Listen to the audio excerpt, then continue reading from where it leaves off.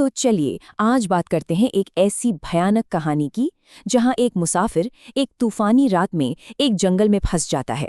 लेकिन उसका सामना सिर्फ तूफान से नहीं बल्कि एक अनदेखी खौफनाक ताकत से भी होता है।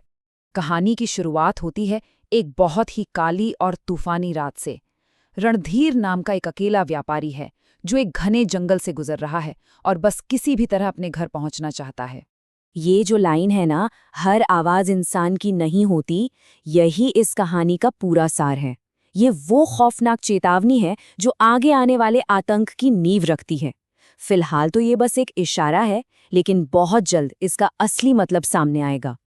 तो हमारी मुलाकात रणधीर से होती है ठीक उस वक्त जब उसकी बैलगाड़ी कीचड़ में बुरी तरह फंस चुकी है। चारों तरफ भयंकर तूफान है, बिजली कड़क रही है और जंगल का वो भयानक सन्नाटा और भी गहरा होता जा रहा है।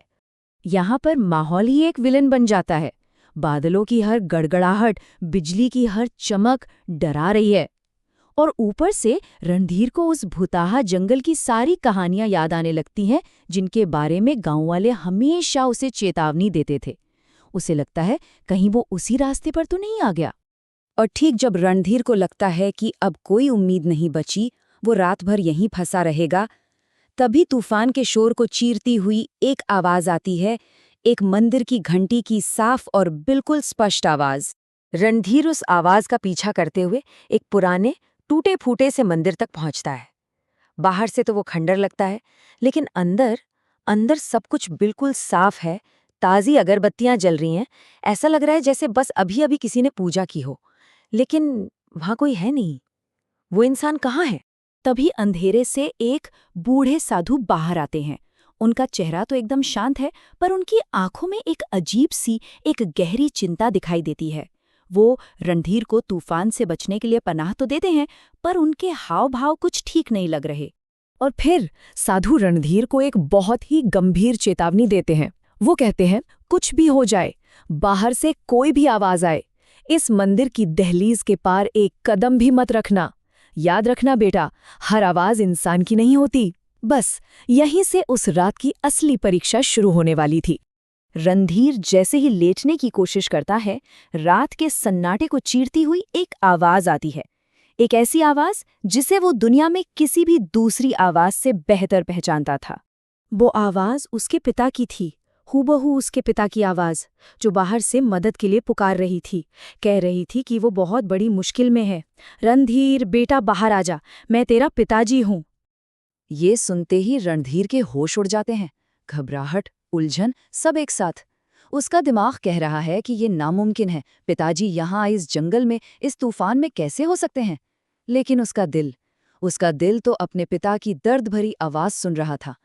तो अब रणधीर के अंदर एक जबरदस्त कश्मकश चल रही है। एक तरफ एक बेटे का फर्ज है जो उसे अपने तड़पते हुए पिता को बचाने के लिए बाहर खींच रहा है, और दूसरी तरफ कानों में साधु की वो खौफनाक चेतावनी गूंज रही है। आखिरकार रणधीर की भावनाएं उस पर हावी हो जाते हैं। वो दरवाजे की तरफ भागता है, चिल्लाता है, महाराज मुझे जाने दीजिए, वो मेरे पिताजी हैं। लेकिन साधु उसे कसकर पकड़ लेते हैं, उसे बाहर जाने ही नहीं देते। साधु का यही कदम कहानी का रुख मोड़ देता है। अब ये सिर्फ रणधीर के भावनाओं का इम्तिहान नहीं रहा, अब ये एक आध्यात्मिक लड़ाई बन चुकी थी, जहां सच और धोखे का आमना सामना होना था। और वो सच था, छलावा। साधु बताते हैं कि ये कोई मामूली भूत प्रेत नहीं है, ये एक ऐसी धोखेबाज आत्मा है जो इंसान के मन की सबसे गहरी बात, उसके सबसे प्यारे रिश्ते को भांप लेती है और फिर उसी की आवाज निकालकर उसे मौत के मुंह में खींच लेती है। साधु तुरंत पवित्र मंत्रों का जाप करना शुरू कर देते हैं, और जैसे जैसे मंत्रों की शक्ति बढ़ती है, बाहर से आ रही वो आवाज गुस्से और तकलीफ में चीखने लगती है। वो बुरी ताकत हार तो जाती है, पर जाते जाते धमकी देती है कि वो बार बार लौटेगी। अगली सुबह जब तूफान थमता है, तो मंदिर के चारों ओर मिट्टी में अजीब पैरों के निशान दिखाई देते हैं। ये निशान इस बात का सबूत थे कि रात में जो कुछ भी हुआ वो रणधीर का वहम नहीं था। कोई या कुछ तो बाहर जरूर था। तब साधु उस आत्मा का रहस्य बताते हैं। ये एक ऐसे आदमी की आत्मा थी जिसकी पत्नी की मौत हो गई थी। वो इस गम को बर्दाश्त नहीं कर पाया और उसने इसी जंगल में अपनी जान दे दी। और अब उसकी आत्मा यहीं भटक रही है, बदले की आग में जल रही है। साधु ने बताया कि यह आत्मा अकेली नहीं भटकती, वो दूसरे मुसाफिरों को भी अपना जैसा बनाना चाहती है, और इसके लिए वो उनका सबसे मजबूत हथियार इस्तेमाल करती है, उनका प्यार। वो उनके माँ बाप या बच्चों की आवाज़ निकालकर उन्हें धोखा देती है, और अब तक न जाने कितने लोग इसका शिकार बन चुके हैं। खैर, उस खौफनाक रात के बाद सुबह अपने साथ सिर्फ रोशनी और सुरक्षा ही नहीं, बल्कि एक बहुत गहरा सबक भी लेकर आती है। जब रणधीर अपने गांव वापस पहुंचता है तो वो देखता है कि उसके पिता आंगन में बिल्कुल ठीक-ठाक बैठे हैं, पूरी तरह से सुरक्षित।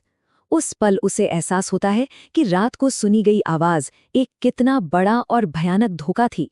साधु की बात सच साबित होती है। इस तरह के भावनात्मक छलावे के खिलाफ सबसे बड़ी ढाल सिर्फ श्रद्धा और विश्वास ही है। मुश्किल वक्त में भावनाओं पर काबू पाकर सही गलत में फर्क करने की क्षमता ही असली बचाव है।